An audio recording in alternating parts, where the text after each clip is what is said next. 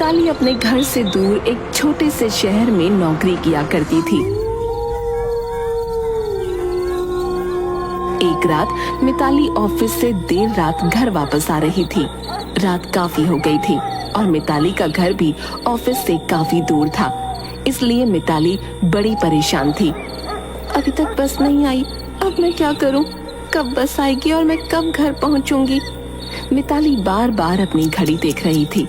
आधे घंटे खड़े होने के बाद भी किसी बस का नामो निशान नहीं था। मिताली के चेहरे का रंग ही उड़ गया था।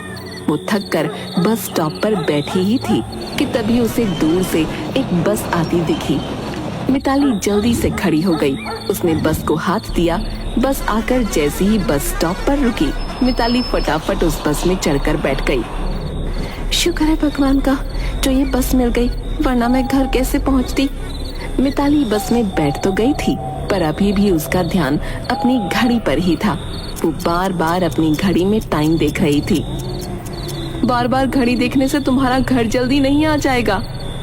जी हाँ, पर वो क्या करूं, बहुत रात हो गई है ना, इसलिए बहुत घबराहट हो रही है। लगता है तुम्हारे माँ बाप काफी स्ट्रिक्ट हैं, तभी तुम इतना डर रही हो। घर जाकर डांट ना पड़े। अरे नहीं नहीं, ऐसी कोई बात नहीं है। मैं तो इस शहर में अकेले रहती हूँ। मेरा परिवार तो गांव में रहता है, पर वो है ना कि नया शहर है, देर रात सुनसान रास्ते से जाने में डर तो लगता ही है ना। चलो दूर ही सही, कोई तो है तुम्हारा, मेरा तो इस दुनिया में कोई नहीं। ओह, बड़ा दुख हुआ सुनकर। अचानक बस रुक जाती है। मैडम, आपका बस स्टॉप आ गया है, आपका ध्यान कहाँ है, जल्दी उतरिए। ओह हाँ, बातों बातों में पता ही नहीं चला। अच्छा मैं चलती हूँ, भगवान ने चाहा तो फिर मुलाकात होगी। मिताली बस से उतरकर अपने घर चली जाती है और जल्दी से खाना खाकर सो जाती है।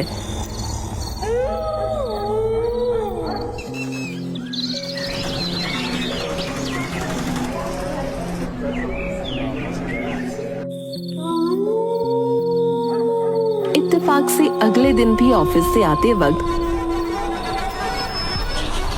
मिताली को वही औरत दोबारा मिल जाती है। दोनों के बीच काफी बातें होती हैं। और अब तो वो औरत मिताली को रोज ही मिल जाती। बड़ा ही अजीब इत्तेफाक है, मैं किसी भी वक्त ऑफिस से निकलूं, पर तुम मुझे रोज उसी बस में मिल जाती हो। सही कहा तुमने, शायद ऊपर वाला हमको बार बार मिलवाना चाहता है।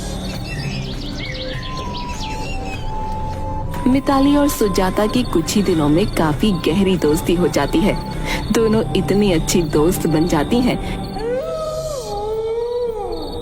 कि एक दिन मिताली खुद सुजाता से अपने साथ रहने को बोलती है। क्योंकि सुजाता का भी इस दुनिया में कोई नहीं था, इसलिए वो खुशी खुशी मान जाती है।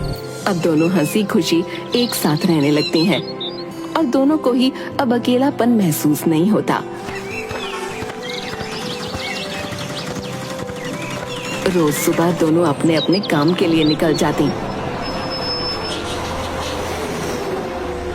और रात को ही मिलती।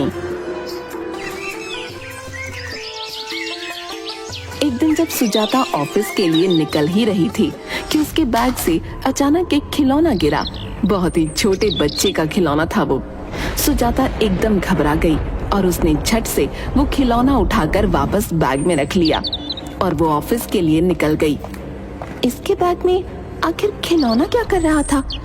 ये तो बोल रही थी कि इसका दुनिया में कोई भी नहीं, और खिलौना गिरते ही एकदम ये हड़बड़ा भी गई थी। कुछ तो बात है, मुझे इस पर नजर रखनी होगी। मिताली भी ऑफिस के लिए निकल जाती है।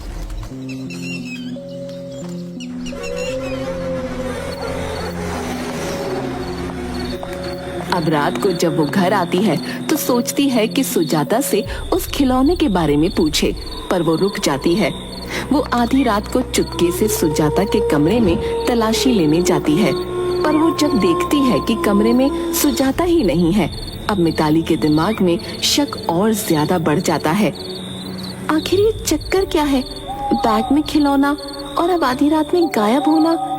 या आखिर इतनी रात को गई कहाँ है? इस पर मुझे अच्छे से नजर रखनी होगी।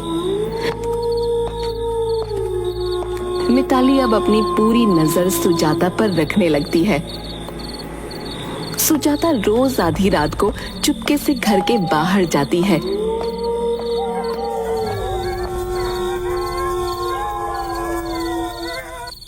एक रात तो मिताली भी सुजाता के पीछे पीछे निकल पड़ती है। पीछा करते हुए वो एक हॉस्पिटल तक पहुंच जाती है।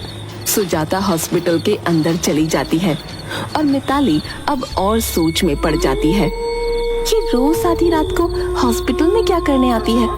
आखिर कौन है इसका हॉस्पिटल में? इसने बोला था इसका दुनिया में कोई भी नहीं, और आधी रात को छुप कर ही क्यों? मुझे तो लगता है इसके चक्कर में मैं पागल ही हो जाऊंगी।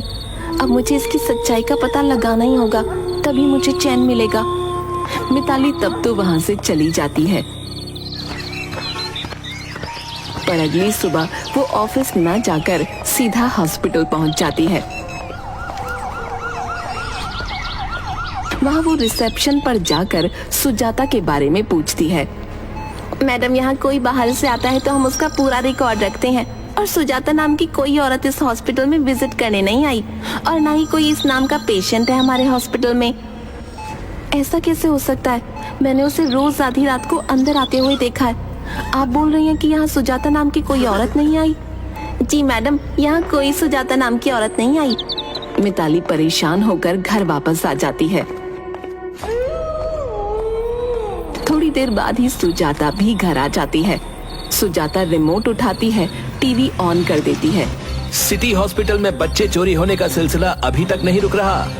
रोज आधी रात को बच्चे कैसे और कौन गायब कर रहा है, इसका अभी तक पता नहीं चल पा रहा है। ये खबर सुनते ही मिताली सुजाता की तरफ देखती है। सुजाता के चेहरे का रंग उड़ा हुआ होता है कि जैसे पता नहीं उसने आखिर ऐसी क्या खबर सुन ली। सुजाता रिमोट साइड में पटकती है और अपने कमरे में भाग जाती है। मिताली को समझ आ जाता है कि आखिर सुजाता का उस हॉस्पिटल से क्या ताल्लुक है और क्यों रजिस्टर में उसका कोई रिकॉर्ड नहीं है। मिताली उस रात बस सुजाता के जाने का इंतजार ही कर रही होती है।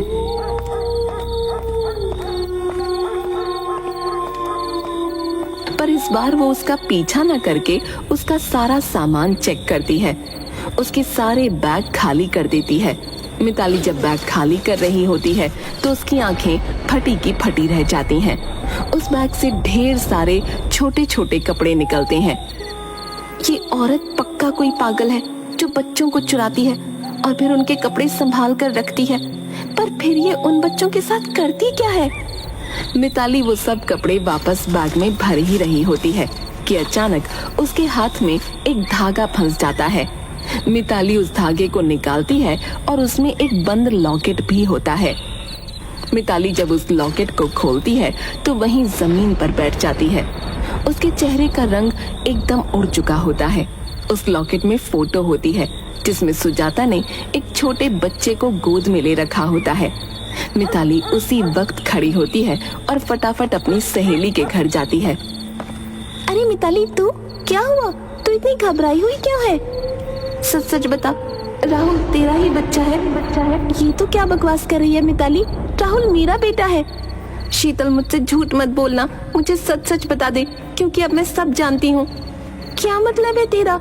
राहुल मेरा बच्चा है, सब जानते हैं। नहीं नहीं है ये तेरा बच्चा, समझी? झूठ बोला तूने सबसे। हाँ, मैंने इसे खरीदा है, पर अब ये मेरा बच्चा है, समझी? मेरी जान है ये। तूने किसी दूसरे का बच्चा कैसे छीना? कैसे शीतल? क्या करती मैं? मेरे बच्चे नहीं हो सकते थे, और मेरे सास ससुर ने बोल दिया था कि अगर तेरे बच्चे नहीं हो सकते तो हम तुझे नहीं रखेंगे। इसलिए मैंने 9 महीने प्रेग्नेंट होने का नाटक किया, और वो हमें एक औरत ने सिटी हॉस्पिटल में किसी का बच्चा चुराकर हमको बेच दिया। हमने बहुत बड़ी रकम दी है इसकी। वाह शीतल वाह, तूने अपनी खुशी के लिए किसी और का बच्चा चुरा लिया। तुझे पता है, आज भी इसकी माँ आधी रात को अपना बच्चा उस हॉस्पिटल में ढूंढने जाती है। उसे लगता है कि काश आज उसे उसका बच्चा मिल जाएगा, काश आज मिल जाएगा। तू कैसे जानती है इसकी माँ को? क्योंकि वो मेरे साथ ही रहती है। मैं तो उसे ही बच्चा चुराने वाला समझ रही थी, पर वो तो मुझे उसके सामान में ये लॉकेट मिला जिसमें एक फोटो थी, और उस फोटो में वो अपने बच्चे के साथ थी जो उसने बच्चा पैदा होने के तुरंत बाद ही ली होगी। उसके बाद वो कभी अपने बच्चे से नहीं मिल पाई, क्योंकि तुमने उसका बच्चा चुरवा लिया। क्यों करते हैं लोग ऐसा? कैसे किसी माँ से उसका बच्चा छीनकर खुद एक माँ बन सकती हो? माँ तो माँ होती है ना, तो क्या माँ ऐसी होती है? मुझसे गलती हो गई मिताली, मैं डर गई थी। और फिर जब वो औरत मुझे मिली तो मुझे एक उम्मीद मिली। मैंने उसके अलावा कुछ सोचा ही नहीं। ये मेरी गलती है। हाँ शीतल, ये तेरी ही गलती है और तुझे अभी के अभी मेरे साथ चलना होगा। आज तुझे 2 काम करने हैं। 2 काम कौन से? जो औरत उस हॉस्पिटल से बच्चा चुराती है तो उसको पुलिस में पकड़वा सकती है, क्योंकि तू ही जानती है कि आखिर वो है कौन। और दूसरा, अभी राहुल को इसकी माँ के पास वापस देना होगा। नहीं मिताली, ये मुझसे ना होगा। मैं राहुल के बिना कैसे रहूंगी? मैं मर जाऊंगी। इसकी माँ सुजाता, वो भी इसके बिना रोज मर ही रही है। शीतल, तू ये पाप अपने सर लेकर जी पाएगी क्या? बोल। शीतल अपने सीने पर पत्थर रखकर राहुल को लेकर आती है और वो मिताली के घर जाते हैं। मिताली दरवाजा खोलती है तो सामने सुजाता बैठी होती है। सुजाता, मैं तुमसे मिलवाने किसी को लेकर आई हूँ। क्या मिलना चाहोगी तुम मुझसे? मुझसे मिलवाने? पर किसे? मिताली लॉकेट खोलकर दिखाती है। इसे, तुम्हारे बच्चे को। मेरा बच्चा कहाँ है? मेरा बच्चा कब से ढूंढ रही हूँ मैं इसे, मिलता ही नहीं। जाने कहाँ खो गया है। बताओ ना, कहाँ है मेरा बच्चा? शीतल, ले आओ राहुल को। शीतल उसी बच्चे को गोद में लेकर सुजाता के सामने आती है। सुजाता अपने बच्चे को देख सुन्न रह जाती है। उसकी आंखों से आंसू रुकने का नाम ही नहीं ले रहे होते और उसके होठों पर एक अलग ही मुस्कुराहट होती है। मुझे माफ कर दो, मैंने हॉस्पिटल से तुम्हारा बच्चा चुराया था। मुझसे गलती हो गई। ये लो अपना बच्चा, अभी तुम्हारे पास ही रहेगा। काश तुम इसे पहले मेरे पास ले आई होती। काश मैं इसे गोद में ले पाती, इसे अपने साथ रख पाती। काश। ऐसा क्यों बोल रही हो? अभी भी तुम इसे अपने पास रख सकती हो। माँ। राहुल पहली बार अपने मुंह से माँ बोलता है और अपना हाथ सुजाता की तरफ बढ़ाता है, जैसे कि वो उसे पहचान गया हो। सुजाता की खुशी का कोई ठिकाना नहीं होता। वो अपने हाथों से अपने नन्हे से राहुल की उंगली छूती है और उसी वक्त वो धुआं बनकर आसमान में समा जाती है। सुजाता की धुएं से आती आवाज, मेरे बच्चे का ध्यान रखना, मेरी आत्मा को शायद अब शांति मिल जाएगी। सुजाता ने अपने बच्चे के गम में आत्महत्या कर ली होती है और वो बस एक आत्मा होती है जो अपने बच्चे के लिए भटक रही होती है और मिताली के जरिए भगवान सुजाता की मदद करते हैं।